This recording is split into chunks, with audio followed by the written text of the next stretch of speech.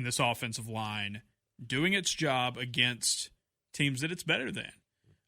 The pass protection wasn't as big of a problem against Baylor because they didn't drop back a ton. Now there were some issues. There were some scrambles that had to be happening. There were some pressures. There was a big sack. Almost was a disastrous fumble in that Baylor game. And then last week, as I broke down as part of the film room earlier this week at the Observer, you play Ball State, and it just feels like the pressure and just what happened to Auburn's offensive line, at least the first team offensive line, it's kind of an all of the above thing.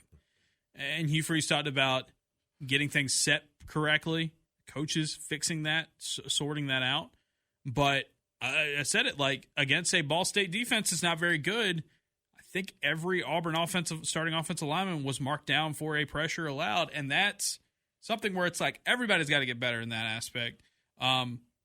And I had somebody ask me on the drive this week, like, what's the sense of how the tackles are doing, especially in pass protection? And I do think it's telling that Auburn has a player like Too Tall Miller that they could go to whenever they want to yank either X or Mason off the field.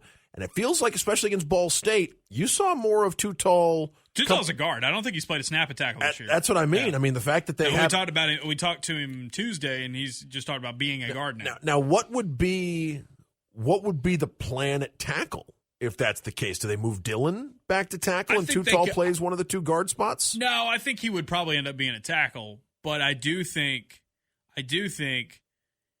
with I genuinely don't know the answer to that. The interior offensive line's been the area where I think you've had a little bit more issue in pass pro right now. And also, you've got Dylan Wade, you've got Jeremiah Wright. These are guys who've got a lot of wear and tear on them, guys who've played a lot of football. And so keeping them fresh a little The downside of an experienced offensive line, right, is that you're talking about a lot of miles accumulated on the tires of guys like Jeremiah and Dylan Wade. And I think they're keeping those guys fresher with that. I do think they feel more secure about their tackle spots. And look, stuff like PFF grades and aren't the end of the world, at the be all end all. But Xavier Chaplin's done really well in a couple. And I thought Xavier Chaplin, run blocking wise, has been huge the first two games. Been really, really good. There have been some pressures with the tackles. I think the interiors where things have been, and it's like stunts and stuff like that, kind of getting beat on the inside. Things have kind of been the issue a little bit more. But, Dan, I think it's more of an all-of-the-above thing. And, there was the talk earlier this week after the Ball State game, is he holding on to the, is Jackson Arnold holding on to the ball too long? What's going on there? My take was that there were maybe one or two plays where it was like maybe he could have fired it, pulled the trigger there. But, again, it's like it's the offensive line's job to keep that pocket a little bit cleaner for longer. It's an all-of-the-above kind of thing.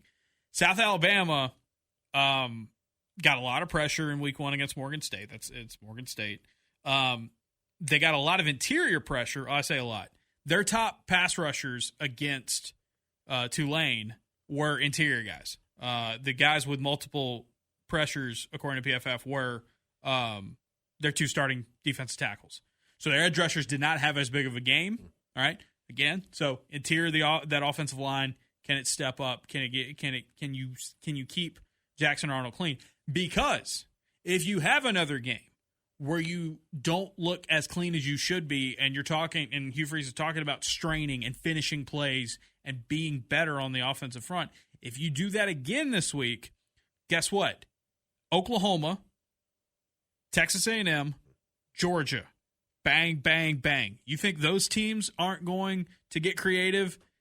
Or just not be miles better at the line of scrimmage? And if communication's a problem at home, like you're going to Norman, and that's going to fix things. I don't know if it's been as communication as much, but I think it just hasn't been clean. Yep. Just play clean up front.